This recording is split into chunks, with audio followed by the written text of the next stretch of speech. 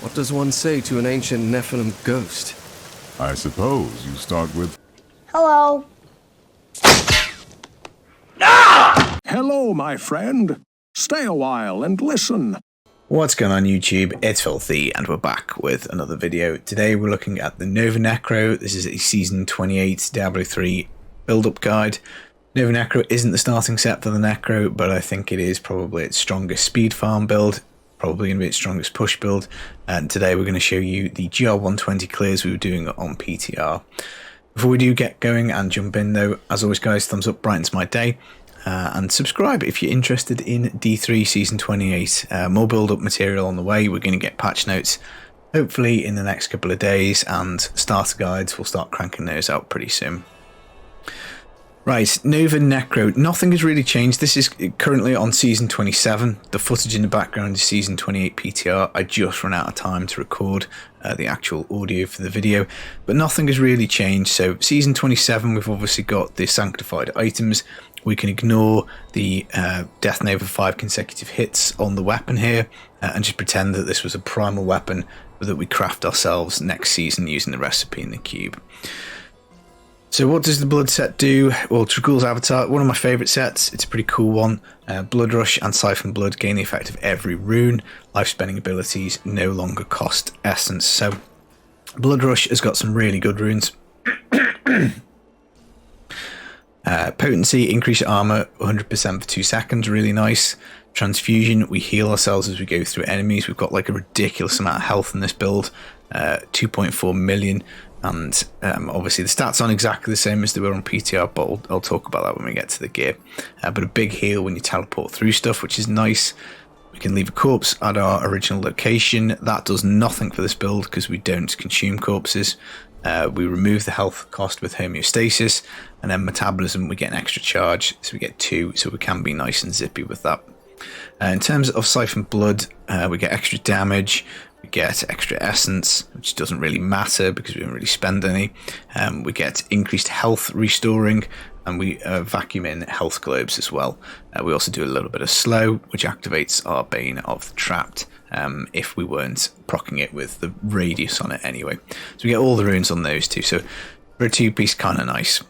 4-piece, whilst at full life, healing from skills is added to a maximum life of 45 seconds, up to 300% more. We just get crazy life with this, it's quite funny. Life spending abilities on the 6-piece deal 10,000% increased damage, and healing from skills is increased by 100%.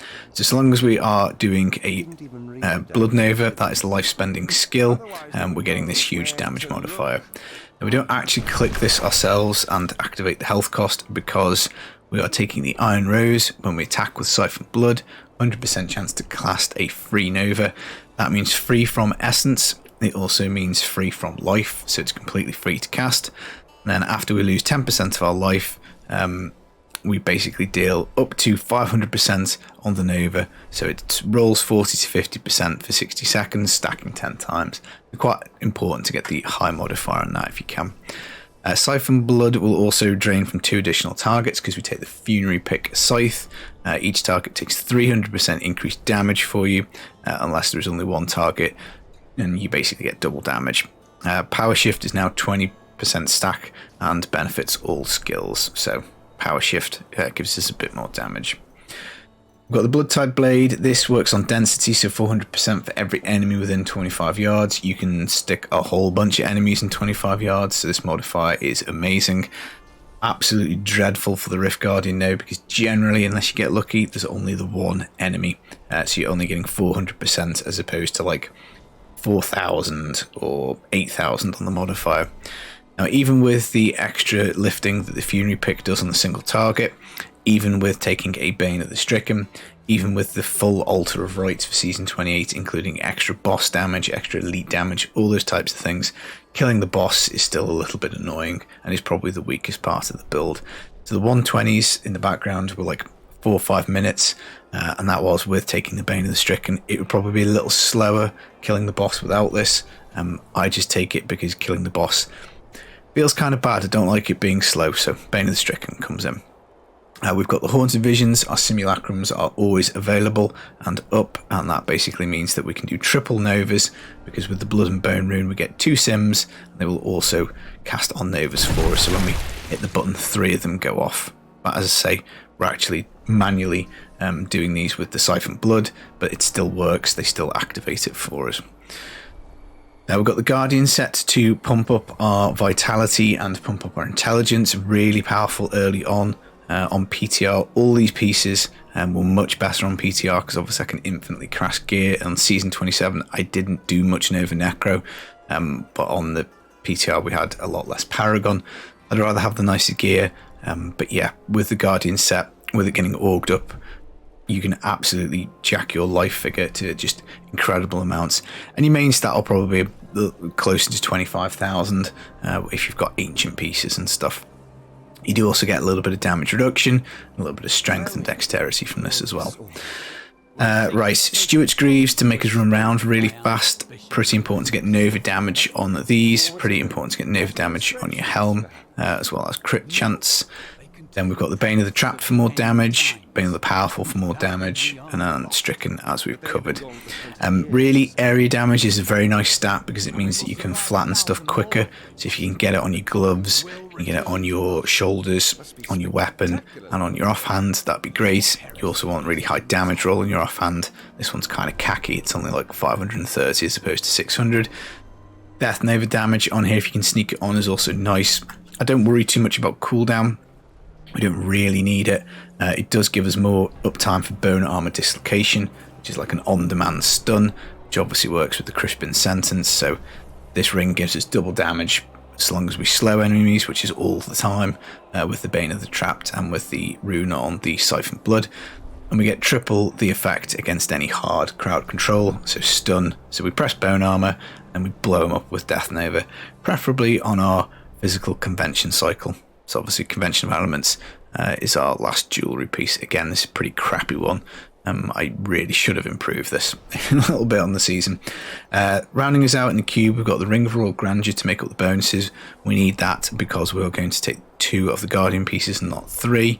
And obviously we need to make up the Trag'Oul bonus. And then rounding us out for toughness in the cube, Dainty's Binding, 50% damage reduction when we have something afflicted by a curse. So the automatic curse or a frailty, just make sure that everything close range is cursed and it gets blown the hell up with Death Nova. I can't really think of too much else to go here. If you get super late game and you're just looking for damage and you don't really care about this damage reduction from the Dainty's Binding, well, I think you would probably want to put Stewart's Greaves in the cube for the nice 100% move speed, put Trag'Oul's boots on, and then you might be putting like an Andariel's Visage on your character, because it can roll with elemental skill damage, so you could get physical skill on that and put it on. But other than that, I don't think there's a great range of options. There's nothing overly, I don't think, that synergizes with it. At least I couldn't think of anything on PTR anyway. Looking at the skills, we have got Siphon Blood, Power Shift, we get all the runes, so it doesn't really matter. Death Nova, Blood Nova, we are locked out on this one. We have to take the Death rune because we need to spend our life to get the Trag'Oul bonus. Aura Frailty just means we don't have to activate a curse. I like being really lazy. Bone Armor, on-demand stun. 30% damage reduction as well with this at 10 stacks, which is kind of cool.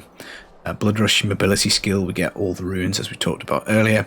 And Simulacrum, Blood and Bone, just gives us triple novas, which is nice. Now, in terms of passives on PTR, I was actually running Swift Harvest for the increased attack speed on Siphon Blood. Should mean more Nova procs. Dark Reaping is useless, so I don't know why I've had this on the season. Spreading Malediction will give us a bit more damage, 1% for every cursed enemy. Standalone was extra toughness. Unfortunately, we don't consume corpses, so we can't take Fueled by Death, which is a bit of a boner, bit of a bummer for us. And there's not a massive amount of passives that really help out Nova, unfortunately. We don't care about cooldowns, so Blood's Power is no good. Don't really care about removing the blood cost of the spells, because the 2 spells we're using don't actually use the blood, because Blood Rush gets the rune that removes it, and we're getting free novas anyway. So other than that, there really isn't terribly much that I could think of, really. So it was basically that, standalone for a little bit more toughness, final service for the cheat death, spreading malediction for a small bit of damage, not a great amount, but a small amount, and the attack speed, swift harvesting. Follower, you want to get yourself an Oculus ring, and other than that, you want a Flavour of Time and a Nemesis Braces. The rest of it don't really care about. Again, I obviously haven't finished this off on season 27. You don't really need the fatal death, cheat death on the follower, but the attack speed I don't think does much. Could be wrong. If it does get us into the next breakpoint, then maybe it's something to consider. And then we're basically just getting 10% increased damage from erosion, increased our physical damage through the amplification, and then normally you leave this one off. So I don't know, maybe I've made a mistake clicking that at some point in this season. Overall with Necro, I'd be looking to set this up fairly early. It's not as reliant on Haunted Visions, so we know we're going to get the Masquerade set for next season. Obviously, we've done a couple of guides on T16 and GR speeds for that. The amulet is kind of mandatory for that. Not essential 100%, there are ways around it, but you definitely don't need it for this build, albeit it is very nice to have, because the simulacrums will basically duplicate our Novas for us. So if you do have them up, it's going to be double or triple damage, depending on what rune you've got on. So it's a biggie, but it's not, if you don't have this amulet and you just have the Guardians and you have your Trag'Ouls set, you'd probably be doing a lot better than Bone Spear without the amulet. So just bear in mind when you do the season on the Necro, let's say you get lucky, you find yourself 4 or 5 Trag'Ouls pieces, maybe you just want to concentrate on those and try and build that out, because then you don't have to worry about getting this really difficult to find amulet. But a lot of Necro builds use this, so you want one anyway. I personally like to swap between this and the Bone Spear when I'm playing Necro, because this is really nice for crunching stuff, big AoE booms, which we really like, nice big nukes, and the Bone Spear is a bit more of a ranged build. It's kind of nice to snipe with those and leg it around really fast. So yeah, it's kind of nice. Bone Spear is probably better to do the slightly lower rifts, but a lot faster, whereas this is probably you kind of gem up build a little bit, where you're getting into the more like kind of 5-minute range and up to pushing and stuff like that. Right, that is the guide.